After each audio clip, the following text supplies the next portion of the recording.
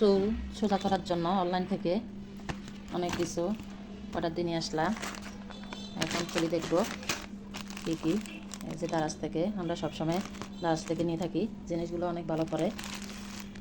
এখন খুলে দেখাবো। সুন্দর সুন্দর কাঁকড়া নিয়ে আসলো দুইটা। এই যে ফুলগুলো অনেক সুন্দর, দুইটা কাঁকড়াই চারিটা সুন্দর, আমার অনেক পছন্দ হয়েছে। আগের প্রোডাক্ট যেটা নিয়েছি ওইটা ভালো করে নাই, এখন এটা নিয়েছি চুলের জন্য। এগুলা ব্যবহার করে দেখব কেমন রেজাল্ট পাই।